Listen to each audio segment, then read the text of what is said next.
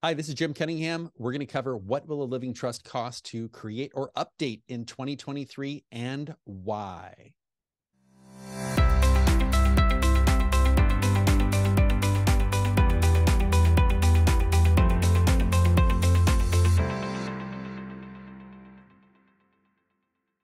Hi, this is Jim Cunningham, and today we're going to talk about sticker shock. What will creating or updating a living trust cost in 2023 and why? You know, we've gone through this huge inflation cycle recently. If you're receiving Social Security, you're going to get a bump in your benefits. We've seen it with gasoline, and now that's come down, but this inflation has really seeped into the service sector as well, and we'll be covering a lot of how lawyers are now adapting to this higher cost environment. So we're going to talk about how much it will cost to create or update your living trust in 2023. We'll also talk about choosing the right lawyer, and these are a little bit of tells. So these are things that if you're talking to a lawyer, is this person talking to me about these things? Are they not? And so that helps you discern, is this person a good choice for a lawyer?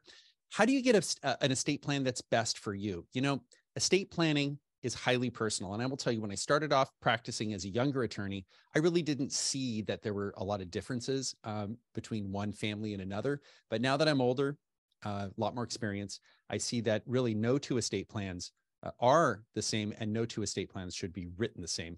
And really, how do you know that you're getting your money's worth? So really, how do you know that you're getting a value for the money that you're paying a lawyer to help with your estate plan? So if you're watching this on YouTube, go ahead and click subscribe. This pops up in your feed. I think we almost have 150 YouTube videos now, but please go ahead and subscribe. I'm a partner at Cunningham Legal. I've got more than 25 years experience. We have offices throughout California. I'm a certified specialist in estate planning, trust, and probate law, a real estate broker, securities and insurance licensed, and a pilot. So kind of a certificate junkie, for lack of a better term, but I stay in my lane. I practice law. That's really all I do. And these are the lawyers at our firm. So we have a great group of lawyers in the Bay Area and Sacramento region, as well as the Los Angeles region. So this is a disclaimer. I'm a lawyer. I'm talking. My lips are moving. Words are coming out of my mouth. This is not legal advice. So do not take this and go out in the world and, you know, do a bunch of stuff without consulting a lawyer. So what is a living trust centered estate plan? What is this? Let's start with really the basics. Well, a living trust centered estate plan is primarily a set of documents, okay? It is not just a living trust. You have a living trust. It's kind of like a bucket, holds all your assets. So you put your house, your stocks, your bonds, your mutual funds into that bucket. It has a handle. The handle is held by the trustee, and that trustee is in charge of all the assets that are in the bucket. Some assets are outside of your bucket. That would be your IRAs, your 401ks, perhaps your life insurance, and certainly non-qualified annuities. Those typically stay or should stay out of the trust bucket. Getting those assets into the bucket is also known as funding your trust. So that term trust funding, it's very confusing for people who aren't familiar with it. And then we also have other documents, the durable power of attorney for property management and personal affairs. That handles things that are not inside of your trust, which I mentioned: IRAs, non-qualified annuities, life insurance, you know, US mail, all these things that may not be inside of your trust, Social Security benefits, whatever it might be. And then the Advanced Healthcare Directive and HIPAA authorization, that has to do with who makes medical decisions for you when you can't, and deeds and various assignments of property. So those are really kind of the major documents in an estate plan. And that's really what we're talking about here. So it's a bundle of documents, not just a single living trust. How often should an estate plan be reviewed? Well, best practices at least every 5 years. So if nothing has changed in 5 years, and think about it, in the last 5 years, what's changed? Well, we've had COVID in the last 5 years. I would say that's a pretty big change, right? And if you can think each 5-year segment during your lifetime, most people experience some significant change. If you've had other issues within that 5-year period of time, now this would be a birth, death, divorce, or marriage in your family or your circle of people that you care about, right? Maybe these might be people that are named in your documents, whether those people are trustees, executors, and we'll talk a little bit about what that is, or if they inherit, right, when you pass away. If you move to another state, very, very important, moving from one state to another has an effect of changing how your estate plan works, quite frankly. So moving from a separate property state to a community property state is a really big deal. moving from a community property state to a separate property state, also a really big deal. So it really depends. And I think that's really where you need to be talking to a lawyer if you do move to another state. Also, if you want to have a change in who gets what or who does what. So let's say you're going to leave all your property to your 3 friends, and then maybe you don't like that one friend, so you're going to leave everything to those 2 friends. Your situation's changed. That would warrant a change in your estate planning documents. And also, who does what, right? Who are the decision makers? So we have an estate plan review diagnostic. And if you're watching this live, we'll follow up with an email. It's also in the notes. If you're watching this on YouTube, you can go ahead and download that. And that's essentially like a 3-page document where it asks a lot of questions. Has this happened? Has that happened? Has that happened? And it really, if you answer yes to any of those, we really recommend that you speak with an attorney about your estate plan. Now, is a lawyer required by law to set this up? No, there's no legal requirement that a lawyer be involved. Can you do a homemade job? Yeah, not a good idea, right? Can you go online and do this? Sure, right?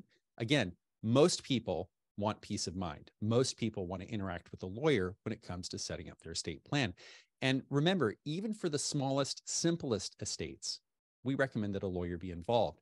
And sometimes, if your estate's so small, you're looking at maybe public assistance benefits, you're looking at other things that are needs-based.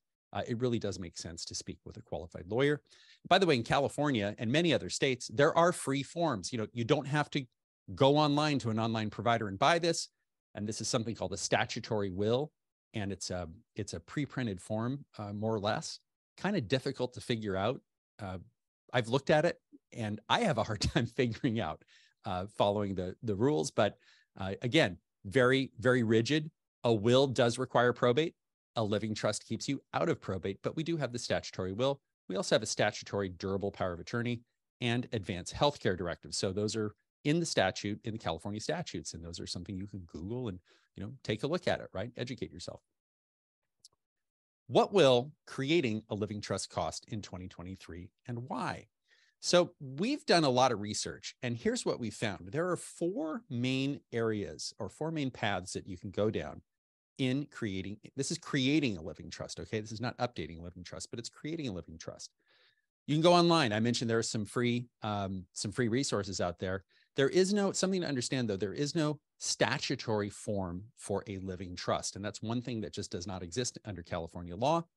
There's no form that says, aha, this is a fill in the blanks statutory trust that I can use to avoid probate, assuming I follow all the rules. That just frankly does not exist.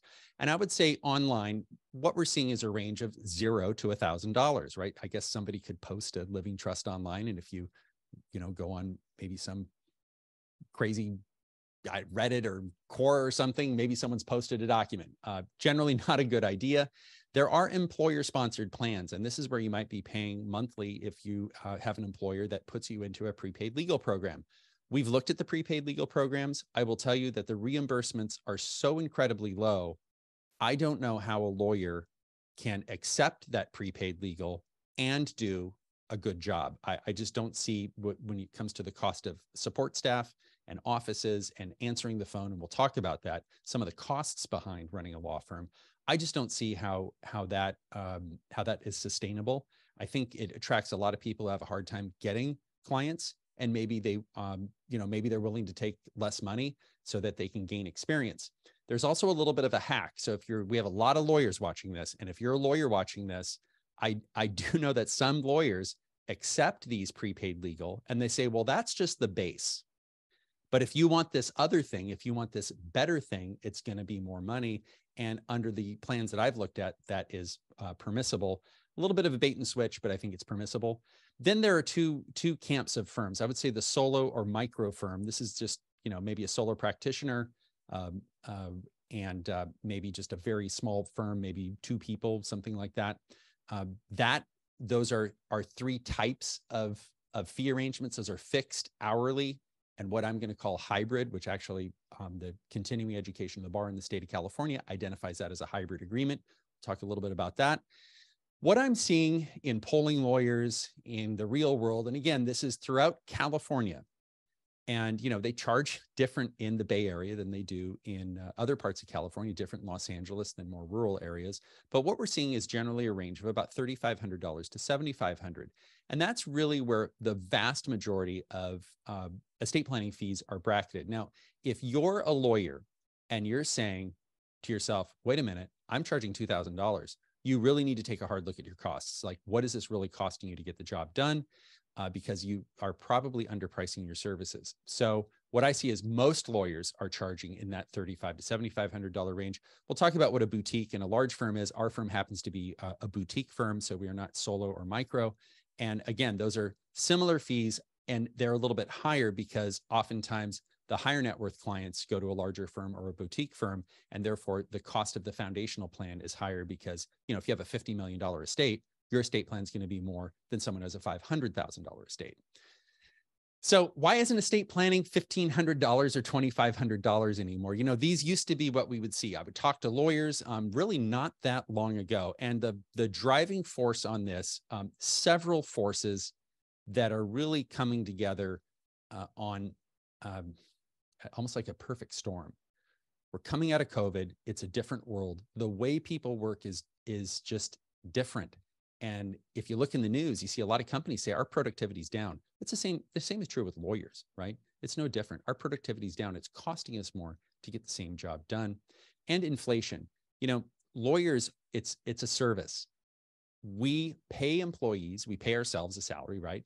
But that inflation keeps driving up those numbers. And also our vendors, our service providers to us as lawyers, they are also experiencing tremendous inflation. So our costs are really going, frankly, through the roof. And, I talked to my dad before Christmas, and he says, Jim, I can't believe it. My CPA is raising his fees 40%, 40%. And I asked my dad, has he raised them in the last 3 years? And I think the answer was no. So he didn't know, but man, I'm telling you, the real culprit here is wage inflation. Now, I think it's great that people are making more money. Don't get me wrong. I'm not sure people are making any progress. If your inflation goes up 15% and your comp goes up 15%, you're still in the same spot, right? So this is why inflation is so insidious and so damaging in our economy. Something else that's happening, a market force, COVID accelerated a lot of things. And one of the things that COVID accelerated was a trend, and this is just pure demographics. So many lawyers that I know are retiring. So many lawyers are exiting the practice. In fact, they reach out to me. They say, Jim, I'm done. I just can't do it anymore. What do you do? Now, our firm's acquired over 20 law practices in the last 20 years, just simply for that reason that these lawyers, frankly, don't have an exit plan. And now it's time to exit. And so we help them with their exit plan. But something important to understand is these are typically baby boomer attorneys exiting at the same time that there is a surge in demand from baby boomers to do estate planning. And then you overlay on top of that. On January 1, 2026, the amount that you can pass tax-free to your loved ones is going to be cut in half. So right now it's $12,920,000. That's going to be cut in half, and it's adjusted for inflation starting at $5 million in 2011. It's adjusted for inflation to 2026. So maybe it's 7 million, something like that by the time we get there. But anything above 7 million is taxed at 45%. So that's a big number. So that's we're getting a rush of clients, and they're saying, wow, boy, these death taxes are going up. I have a $10 million estate. I better do some planning now, right? So again, that's increasing the demand for services. And I would say that most estate planning attorneys charge $500 or more per hour. Now, I do hear anecdotally some firms charging less than $500. I think they're a little bit behind the game. And if you're charging $300 or $250, you really need to look at the economics of your law firm, because I suspect you're not charging enough to be sustainable. Now, if you're a client, you would say, well, great. I think it's a great thing if my client's undercharging me. Not really, because that lawyer at some point is going to have to raise his or her fees. And also, again, it's not sustainable. Many people just close shop. They go, I just can't stomach charging $500 an hour. I can't charge $600 an hour. I just can't do it. I'd rather just, fold my tent and call it a day. And so now that attorney is not available to help you out. Why should you care about the size of the firm you choose? And this is really important. If you're a solo or a micro, if you choose an attorney in a solo or a micro firm, They tend to be generalists, not always, okay, not always, but they do tend to be generalists, and they kind of take what they need to pay the bills, not specializing in one area of law. Now, I'd say there's a big exception. I'm part of a group called Wealth Counsel, and those tend to be specialists because these are people who focus their practice in one area. So I would say many people who are a solo practitioner, if they're not part of one of those organizations, they tend to kind of handle anything that comes in the door. And they may not be around when your loved one needs them. So what do I mean by that? Well, when you do an estate plan, so you do this estate plan, it's really kind of staying in limbo. It's dormant until you can't take care of yourself or you pass away, right? If you become incapacitated, right? You're mentally incapacitated and cannot take care of yourself. You're going back to that law firm and you need some help. That's called trust administration. Talk a little bit about that later. But here's kind of a big one. And if you're a solo practitioner watching this, you know exactly what I'm saying. There's lack of peer review of documents and process. So what I'm saying is, as a solo practitioner, you get a matter coming in, you're like, oh man, you know, I'm having a real hard time figuring out this problem. And oftentimes you'll reach out to a friend. That comes with higher E&O, errors and omissions coverage. So it is a fact, if you're a solo practitioner, your E&O, your errors and omissions coverage is higher because you're not in a group of lawyers and you can't get together, which we do in our firm, which you see commonly in boutique firms, which are lawyers of 20 lawyers or less, and we're at 9 right now.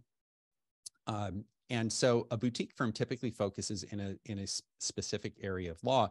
And I was on a call this morning, our Zoom meeting this morning, and we were processing several issues with clients. And, you know, an attorney will raise an issue and say, you know, I think this is an issue. I don't really understand it. You know, what do you all think? And we talk about it. And that way we're better able to serve the client. So we have highly experienced staff, and we do take this team approach.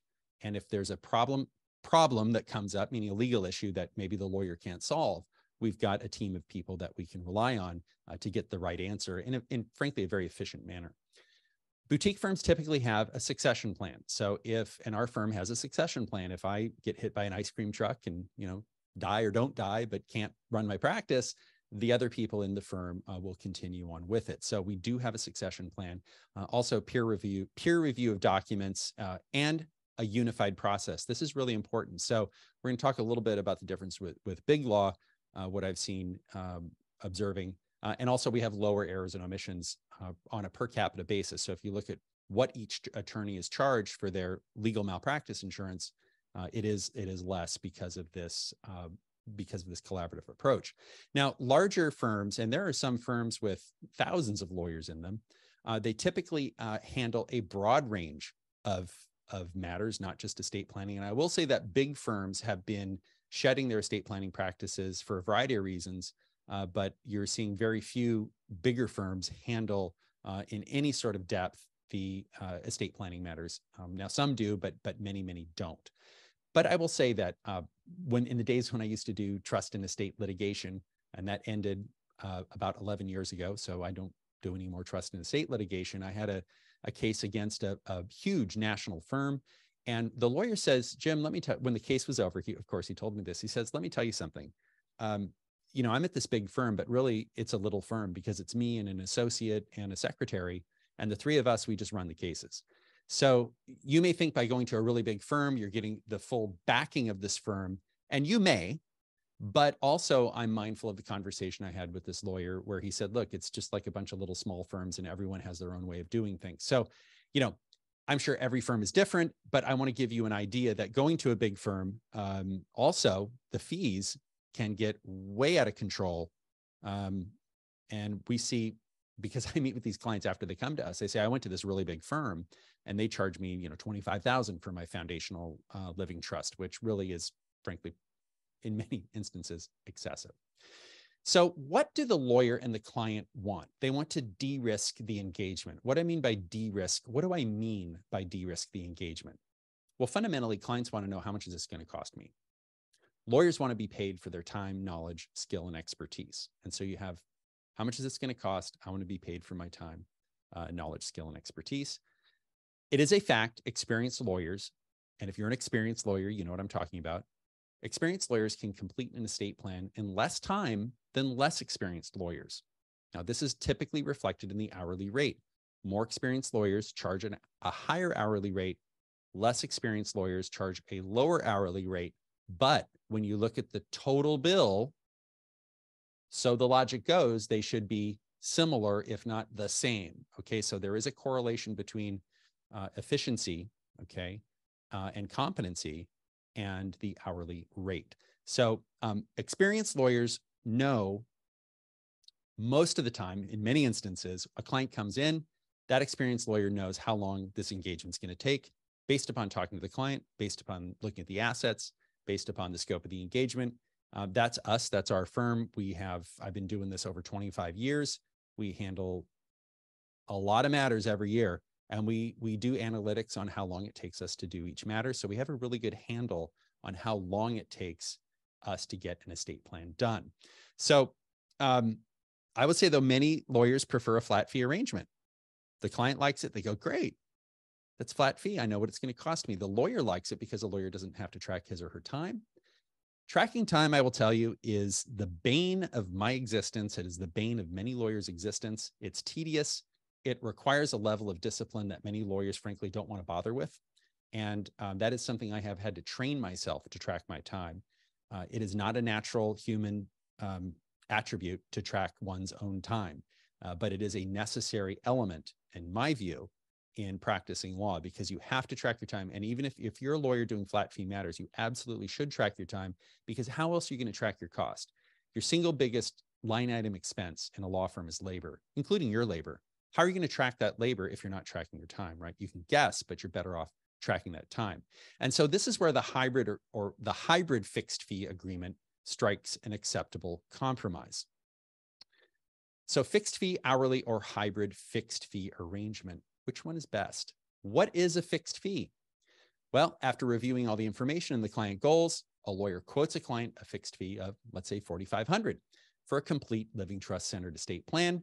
And this would include typically a living trust, a pour-over will, durable power of attorney, an advanced healthcare directive, and maybe one deed, okay?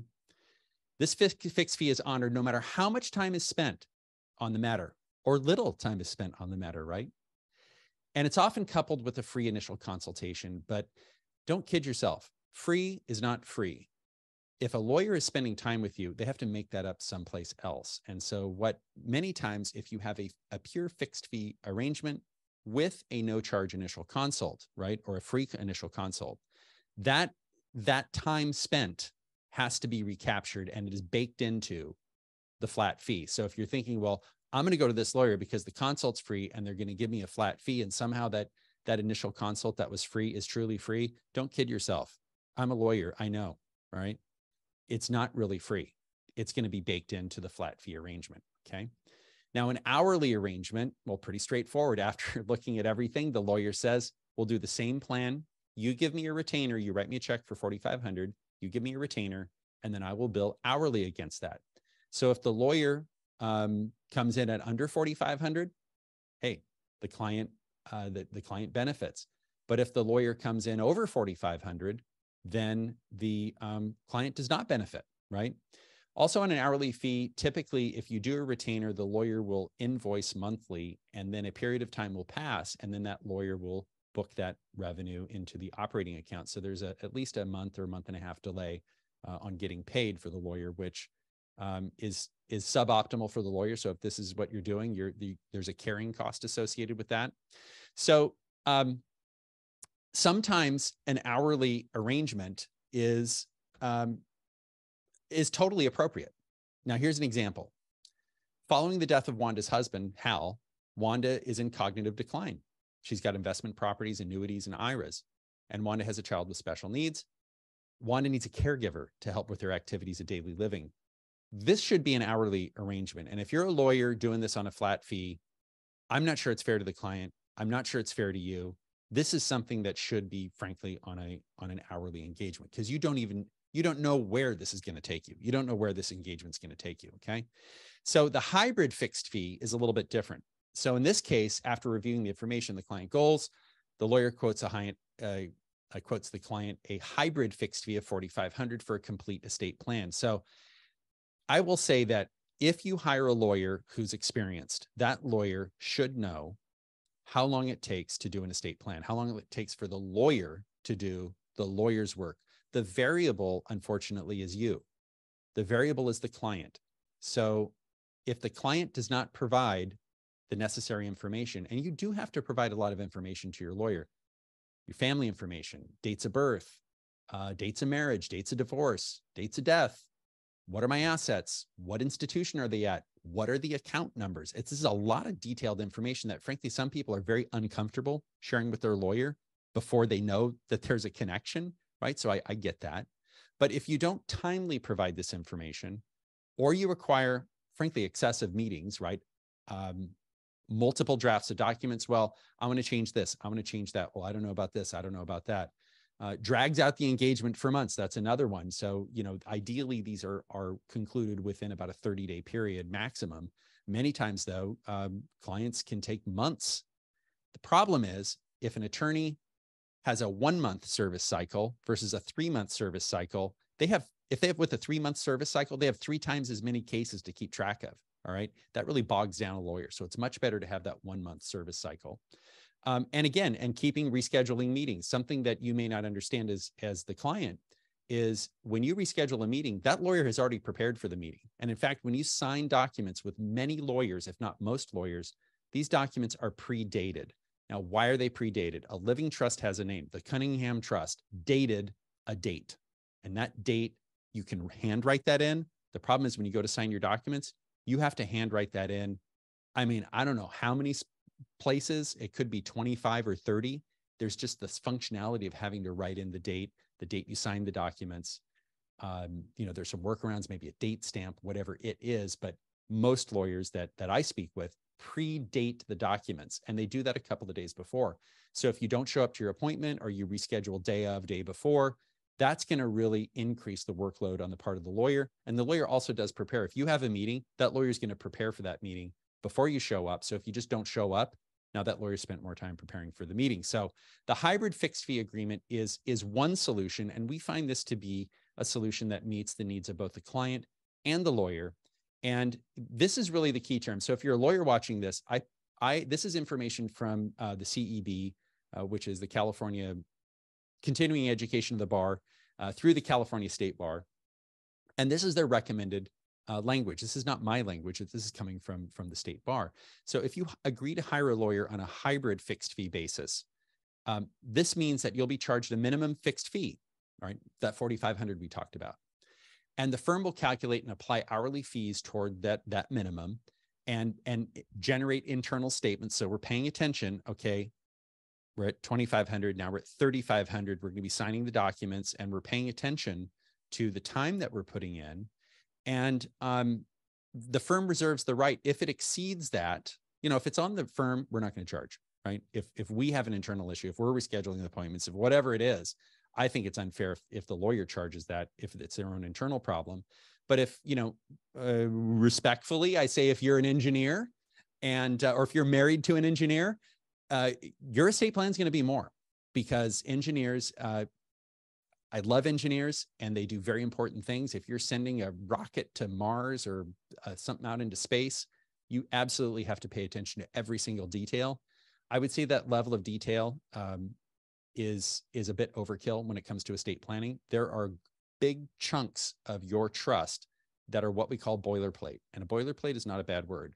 These are tried and true provisions that have withstood the test of time, that are recognized by statutes and case law as being well drafted. In a trust, you need to have these well drafted, well crafted terms, because a trust has to stand alone on its own. So if you go to a bank and you say, I'm trustee and I want to take some money out of the bank, right? They're going to look at the trust, and that trust has to give you permission to do that. If you want to do something else, that trust has to affirmatively give you the ability to do that. And that's something very, very important. So those are very well crafted terms that really are not subject to change. Certainly, some of them could be removed, but when you start tinkering with the inner workings of boilerplate, it's typically a bad idea. So I would say that the hybrid fixed fee agreement, it can be helpful in bridging the gap between the needs of the client for certainty and the needs of the lawyer to mitigate their downside of the known unknown, right? Which is the client, right? The known unknown. And if you're a lawyer, you know exactly what I'm talking about. So what about updating a living trust? What will that cost in 2023 and why? In preparing for this, I went online and looked at the online providers, and they do a terrible job at trust amendments. So I think the technology is advancing. And if you're watching this and you're, working with an online provider or for one, I would say this is probably an area you could work on. At least in 2023, I'm not seeing a really good solution to amending a trust. And we'll talk about the pros and cons of amendments and how that works in a little bit. And the employer-sponsored plan, again, I think the reimbursement rate's so small. And if you're accepting those as a lawyer, I just don't know how you do it. And again, updating a living trust, those numbers are the same. All right. Now, here's why they're the same. Because if you have a trust from another lawyer and you take it to a new lawyer, no lawyer in their right mind is going to touch that. Okay.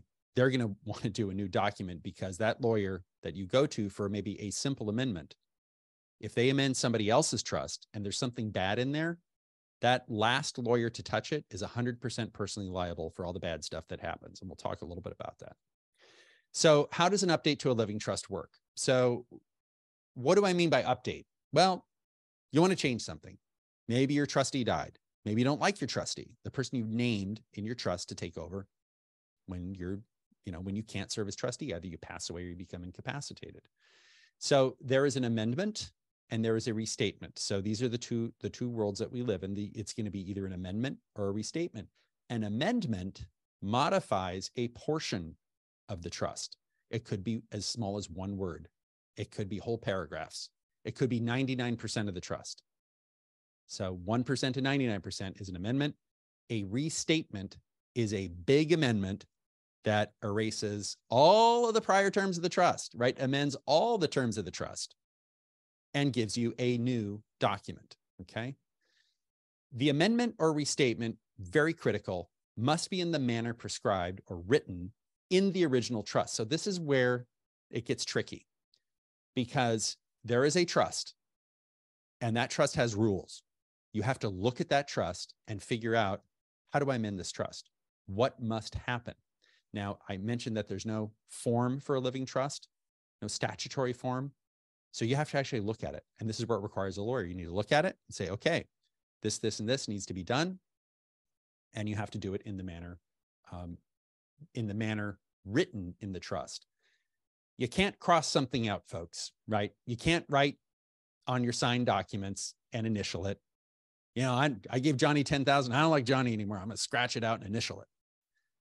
That causes a lot of problems. That's a good way to end up in probate court because Johnny's going to say, well, I don't know who scratched that out. And I don't know who put those initials. And by the way, the trust said to amend it, it must be in writing, signed by the trustee, delivered to the trustee, whatever the terms are. So that's a really bad idea. When you change your successor trustee, this is something very important to understand. When you change who is in charge when you're not in charge, you often need to change almost every single document in your estate plan. Your will, because your successor trustee, the person who runs your trust when you're not running it, typically is the person who's named as executor in your will. They're typically named as the agent in your durable power of attorney. So if you become incapacitated, they take that durable power of attorney and they're able to act on your behalf under agency authority, which is different, slightly different than being a trustee. And advanced healthcare directive and HIPAA authorization. Many times these people, not always, but many times these people are listed in the other documents. So when you say, I just want to change my trustee, you're kind of pulling at a thread on a sweater on that one. The legal effect of a trust amendment versus a restatement. Again, something very important to understand. When a person dies, a trust can become irrevocable and typically does. When a trust becomes irrevocable, the trustee has to do stuff under California law. And one of the things they have to do, a lot of trustees don't know this, they have to serve a probate code 16061.7 notice. It just rolls off the tongue. Probate code section 16061.7. Ask any trust and estate lawyer who knows what he or she is doing. They know this code section. It is served on every person named in the trust and every person who would inherit in the absence of the trust, meaning you have to give this notice to everyone named in the underlying trust and the amendment. So if you want to take Johnny out for $10,000 or you want to Remove Johnny as trustee. If you do it with an amendment, Johnny will see that he is in and now he's out. How do you get around that? If you restate your trust. If you restate your trust and you say, look, all the terms of the trust have been restated, there is no notification under Probate Code section 16061.7. However, that prior trust is discoverable in litigation. So that means if Johnny were to file a lawsuit, he could get that prior trust from whoever holds a copy of it, okay? So there's a process, a subpoena process that you can go through to get that.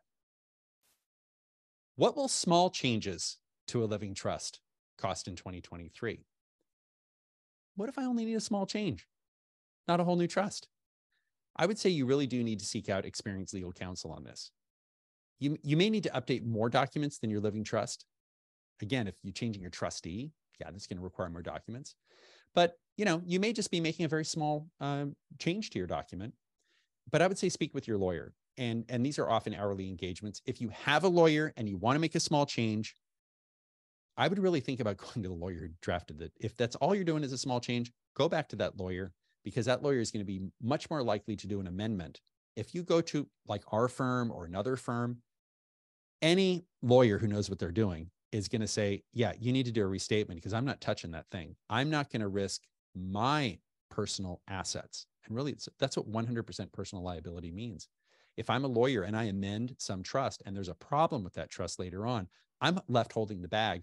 I've got to pay out of my personal assets. It's going to go on my malpractice insurance coverage. So that's why lawyers are very reluctant. I would say, if you're 95 years old and you're amending a trust for a 30-year-old, you might do it. I don't know. Your runway's a lot shorter, but my runway's not that short. So if you're not presently represented by somebody and you want to reach out, you can reach out to us at CunninghamLegal.com or call us at 866-988-3956. We'd be happy to help you. But again, if you already have a lawyer, we're not asking you to reach out to us. So what if all I want to do is change my trustee? Well, again, if the person you've named as successor trustee, they're often named in other roles: the executor under the will, the agent under the durable power of attorney, right? The advanced healthcare directive, or the HIPAA authorization. HIPAA authorization is a medical privacy. So that lets me designate my wife to get my medical records for me. Yeah, because if you don't do that, guess what? Your spouse cannot get your medical records. I know it's kind of a weird world. These documents really must be rewritten, is the bottom line. I'm not sure there's a way I'm not sure why you would want to amend an advanced healthcare directive. It's a form, you print it out, you put in new names, and you're good to go. Probably costs more in legal fees to amend it than it is just to do a new one. And you will find if you want to change your trustee, many times the lawyer will recommend that you do a restatement. And here's another reason. If you name Johnny as successor trustee, and you do an amendment removing Johnny as successor trustee and taking his $10,000 out, let's say Johnny's the first one to find the documents. What do you think Johnny's going to do with that amendment? Right? That amendment's going to disappear. It's going to sprout legs and walk away, right? That is another issue with doing an amendment. That can just be gone, right? Why won't a lawyer amend another lawyer's trust? Again, lawyers have 100% personal liability for whatever goes wrong in that estate plan, and that is forever. The last lawyer touching the matter takes on full responsibility, and this oftentimes relieves the prior lawyers from liability. So that's an interesting one. If you're a lawyer, you know what I'm talking about. And unlike durable power of attorney or advanced healthcare directives, there are no preset statutory forms in California. So no sane lawyer under the age of 95 would do some small amendment and take on potentially millions in personal liability for, I don't know, a half-hour engagement. It just doesn't even make sense. So I would say anticipate doing a full restatement if you go to another lawyer, okay? Very, very important. So we have some questions. I'll answer a couple of questions here. Josh asks, is there a trend in the industry to handle more small office clientele? Why not? How established is a small office organization in the legal industry? Yeah, Josh, they're all over the place. There are a lot of small shops out there. There's nothing wrong with them. You just need to know if it's important to you that person be around in the future, you might want to consider a larger organization. Isn't most prep work for a trust done by paralegals and fit into boilerplate documents? David asks. Yeah, so there is the documents. I would say there are boilerplate terms, And some lawyers, and this is a great question, some lawyers, and this is the single biggest malpractice aspect, some lawyers will take the Smith Trust and say, oh, Jim, I've got this great form. I've written this great trust, and it's my template for the trust. So the Smiths come in, and I do an estate plan for the Smiths, and they leave it, then that trust leaves everything to the 3 Smith kids. And then the Joneses come in the next day, and the Jones, they go, he says, well, I'll just take that Smith Trust and swap out the Smith names and put in the Jones. Well, the single biggest malpractice, single biggest cause of malpractice in estate planning is when you do the Smith Trust, when you take the Smith Trust and put the Jones in there, you still leave the Smith kids in the Joneses Trust. Malpractice, right? And I don't think the Jones kids are going to be happy when the Smith kids inherit everything. Anita asked, does the lawyer send a list of required documents and or items needed so the client can properly be prepared when they meet to establish the trust? Yes, we'll discuss that. And one more thing, David, on the, that's if you're using a form. That is not our process. So like many lawyers, I'm part of an organization called Wealth Counsel. They have software they probably invested. It would not surprise me if it's $100 million in their software. Very sophisticated software, very much like when you go to your CPA and they use software. They use typically a company called Lacert. They use software to generate your income tax return. The amount of time we spend drafting documents is very de minimis. It's very small. We spend most of our time interacting with the client. We spend most of our time explaining what these documents say to the client. We spend a lot of our time trying to get our clients to give us information and, rescheduled appointments. So in terms of the document drafting, the days of lawyers spending a lot of time and paralegals spending a lot of time drafting documents, I think those days are done, but we're spending our time doing other things. Is the free call really free or added to the potential cost? Well, the free call is with a non-lawyer, and we're not going to bake that in. So that's like a free 10, 15 minute just to figure out if we should be meeting with you. So that legitimately is free. Jonathan asked, my previous lawyer sold his practice to you. My trust was amended in 2014. I doubt there's a need to update. What would trigger a need to update by your firm? Well, John Lynn, thank you for watching. There is a 14-point questionnaire, questions that we go through. And so I believe you're going to get an email after this presentation. And if you're watching this on YouTube, it's also in the notes. And would you be able to more easily, and John Lynn asked, would you be more easily able to update the trust? Really, it's no different. And we'll go through the materials here and answer some of those questions. Is just changing the names because a child got married a simple change subject to a per hour charge? I would say if somebody gets married, that's a really good question. It's really important if that person is named as trustee or executor, because they're going to have to carry around, they're going to have to connect the dots on their maiden name and their married name. Okay, so that's one aspect. But that is not, I would not characterize that as an amendment to your trust. Really, it's a reflection of a name change. So you're not really changing the terms of the trust. You're just, this person's identity's changed. And that we do that quite frequently. I would not consider that an amendment to the trust. And Richard says, let's see, I get part of this. My original trust was done by a firm you acquired. Richard, you might want to retype that. When a wife or husband dies, should the trust be revised? And is that a major revision? When a husband or wife passes away, super important question. Many, many things happen. I think too many people don't pay attention to it. There are tremendous tax savings, like capital gains tax savings. You do need to remove your deceased spouse from the trust. And very, very important. And I would say that is a major life event that would cause a review of your estate plan. So how do you pick the right lawyer for your estate plan? How do you pick the right lawyer for your estate plan? Well, you can buy Savvy Estate Planning. It's a book I wrote. And the subtitle of the book is What You Need to Know Before You Hire the Right Lawyer. I would say factors include reputation, skill, expertise, general comfort level. California has a certified specialist program. And what that means is California has an exam that lawyers can take and pass or not pass. And there's a competency they have to handle a certain number of matters, and they can hold themselves out as a certified specialist, which I am. And you can find a certified specialist going to the State Bar's website as well. You can find a lawyer if your state does not have a certified specialist program. I would find somebody who focuses his or her practice in this area. You can ask another lawyer, CPA, or financial advisor. You can also go to CunninghamLegal if you're not represented, and talk to us.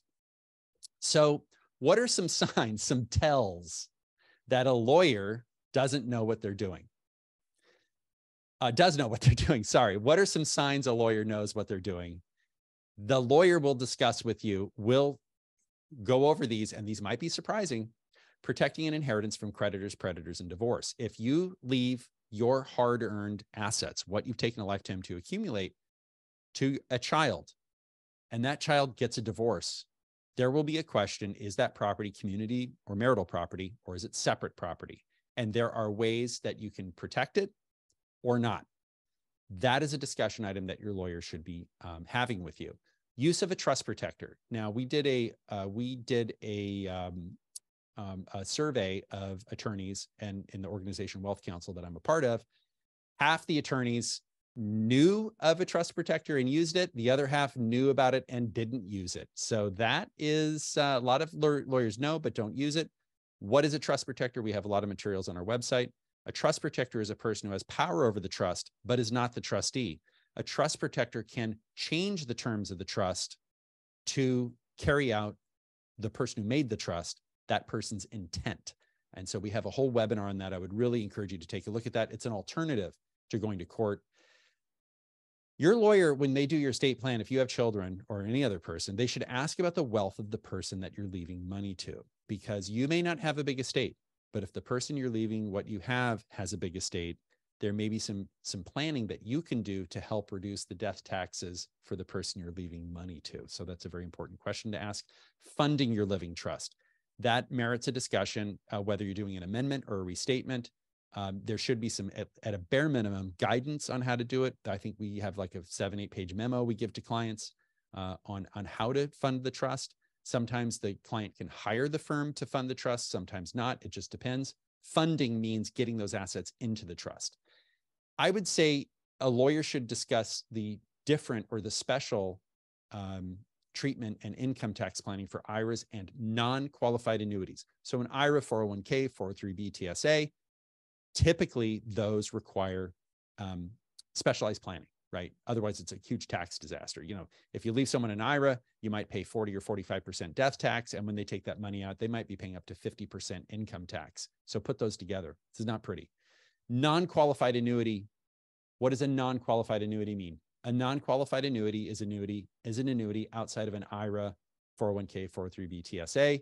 If you put 100,000 in and the IRA's now, or the annuity is now worth 1.1 million, and your person inherits that, there's $1 million gain that is taxable as income, pure income. Okay. Preservation of Prop 13 taxes. And there's some planning you can do around the non-qualified annuity. Preservation of Prop 13 taxes, you know, who doesn't want to preserve that? Many lawyers don't pay enough attention to it. And working with your other advisors, you know, and this is your A team. That lawyer should really be talking to you, should ask you, you know, who's your CPA? Who's your financial advisor? This is kind of basic information we need to know.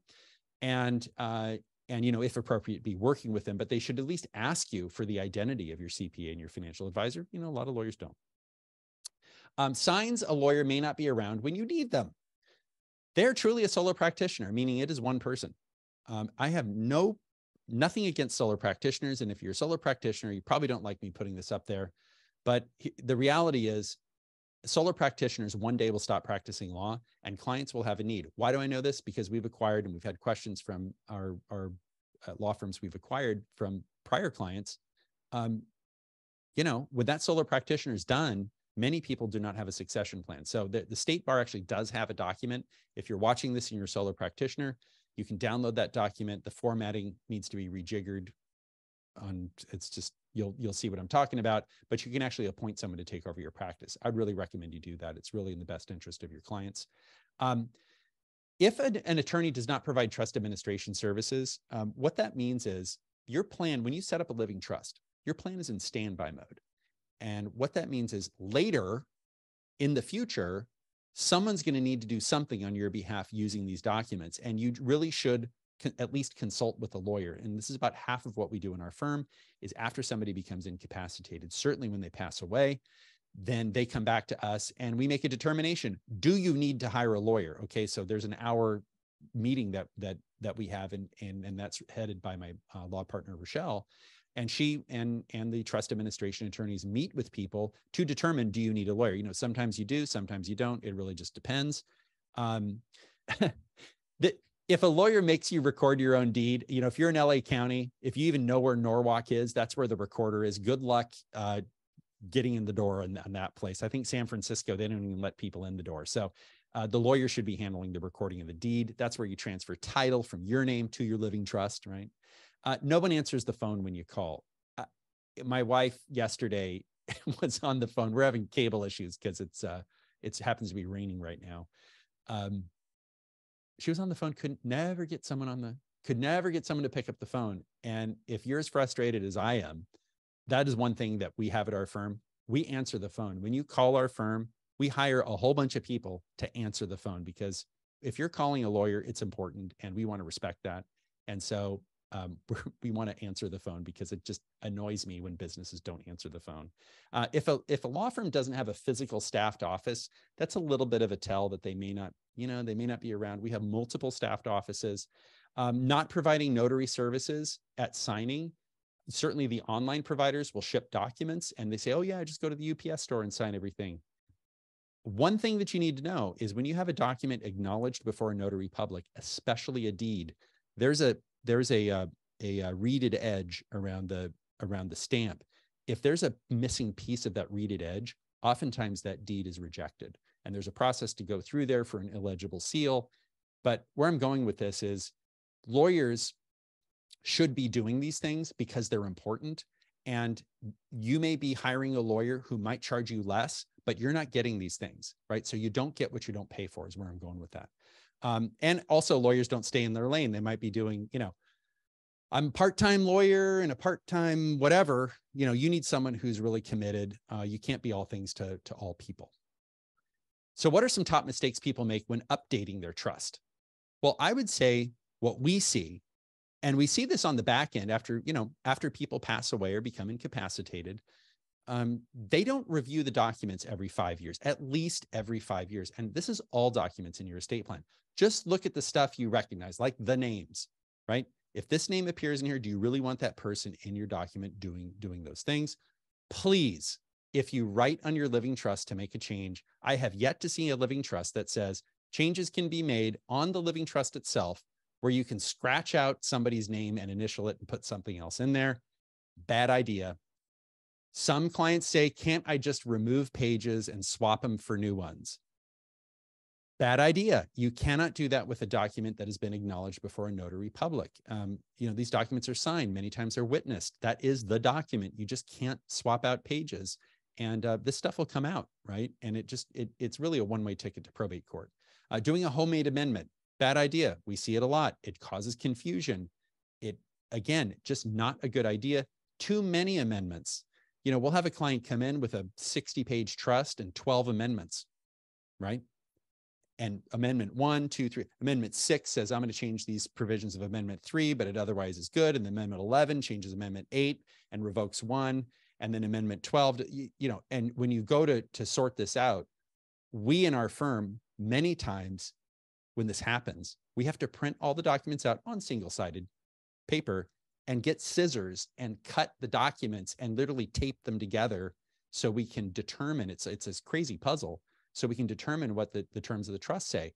And we're experts. And if we have to get paper out and scissors and tape and do that to figure it out, good luck having a banker do it, right? Good luck at a bank or, a title company if you have to sell property. So how many amendments are too many? How long is a piece of string? I think if you get past 2, it's probably not a good idea, frankly. Maybe even one amendment isn't a good idea. I don't know. Failing to keep assets titled in the living trust. People aren't refinancing properties much anymore, but when the refi boom was happening, many times that property would come out of the trust, not go back in the trust. I would say that's a mistake we see. Penny wise and found foolish. It's like stepping over a dollar bill to pick up a nickel, right? Penny wise and pound foolish means that you're focused on, I have a $5 million estate, but I really want to pay the absolute least legal fees because I think it's a waste of money. Look, a lawyer's a professional. A lawyer's not going to charge you unless there's value. And if you need something, the lawyer's going to say you need this. And if you don't, the lawyer's going to say you don't. So really rely on the judgment of the professionals. And not using a qualified lawyer when updating living trust. A lot of people will try to go to a paralegal or a non-lawyer, do it themselves. and a qualified lawyer. So a lot of these trusts, especially when somebody dies, they get very complex very fast. Some provisions can be amended, some can't. Really what we're talking about is getting an estate plan that's right for you. What are the steps? Pretty clear, pretty straightforward. Step one, prepare for the meeting. Gather information, meet with the lawyer, okay? That is step one, which means most lawyers are gonna give you a questionnaire, some type of writing at some point. Now, we typically do that at the beginning. Sometimes, clients are reluctant to give that to us. It really helps us help you if you provide the information that we ask for in a timely manner. So when we're asking for it, and this is about your family and your assets. If you have previous estate planning documents, those are very important because many times we need to see how should this trust be amended if you're going to do an amendment or a restatement. Now, withholding this personal financial information from your lawyer will tend to increase fees. It's a fact. Then the lawyer does the lawyer's work, prepares the documents. Some firms send drafts to clients, others don't. Our firm does send drafts to clients. But I would say multiple drafts back and forth, really getting in the weeds on the really standardized boilerplate. And I say boilerplate not in a negative sense, but these are the tried and true provisions that judges, right? If you ever go to probate court, a judge expects to see that language in there written in a particular way. And if it's not, it's a red flag, quite frankly. And really too many excessive meetings. So how many meetings are enough? Again, how long is a piece of string? But sometimes, you know what I'm saying? It's like we could just talk about this forever, but at some point, you need to wrap it up and get your estate plan complete. And signing the documents, typically in the lawyer's office, sometimes at home. I really don't like the idea of going to a UPS store or something, but keep your appointments. Otherwise, the fee goes up. If you reschedule your appointments, the lawyer's preparing, those fees are going to go up. And remember, California notaries can't yet do remote online notarization, not yet. So how to best prepare before meeting with the lawyer? What can you do to really maximize your preparation? Educate yourself. Look at our YouTube page. We have over 100 videos on estate planning in our YouTube page. And subscribe to Cunningham. Subscribe to our YouTube page. It's a great place to stay current with all the changes in the law. We do these pretty much weekly. And buy the book, Savvy Estate Planning, What You Need to Know Before You Hire the Right Lawyer. We get into a lot of these issues that you need to think about before you come and see the lawyer, because certainly if you come to our firm, we're going to be asking you about creditor protection for your heirs. We're going to be talking about IRAs. It's really helpful to have some background on this and be thinking about it. And you should be prepared to discuss some key decisions. Who's going to oversee you and your stuff when you can't, or, when you're gone, when you passed away? And who's going to get all your stuff? It's kind of the George Carlin, the George Carlin stuff bit, right? But who gets your stuff when you die? And then please give us information when asked. Remember, information provided to a lawyer is maintained in confidence, right? That's professional ethics. It's enforced under law. With non-lawyers, this is very important to understand. If you're interacting with a non-lawyer, like an online provider, it is not privileged, right? That's a company. That's a document service company. There is no attorney-client privilege on that. So it's something really to be mindful of. I have no idea what they do with the information. I could envision a world where they resell that information or target you for some type of solicitation. Lawyers do not do that. So we'll cover our questions a little bit. Our offices are located in Northern and Southern California. And what you should expect when you call or schedule online. When you do call in, your first call will be with a client specialist. Do let us know if you want to update or create an estate plan, or if someone has passed or has declining health. Please let us know. And do tell us your estate planning and your tax goals. Don't ask for pricing. Only attorneys can quote legal fees. And really don't ask for legal advice, because only attorneys can give legal advice. And really the goal of that initial call is to set an appointment with an attorney or not. And really the goal of that first call is, should I meet with the lawyer, right? And that person, client specialist, should be able to walk you through that. Go ahead and subscribe to our YouTube channel. And if you enjoy our webinars or you're a returning client, please review us in Google. That's very helpful for us. Next week, we have why high net worth families should consider a family office. So many high net worth families do this. What is it? We're going to be talking about it, and why, if you have a slightly more complex estate, why it's something you should consider. There's a significant amount of care and feeding in estates that are not just the living trust foundational estate planning. And we will open it up for questions here. If you have any questions, go ahead and put those in the Q&A. That's really the best place to put them.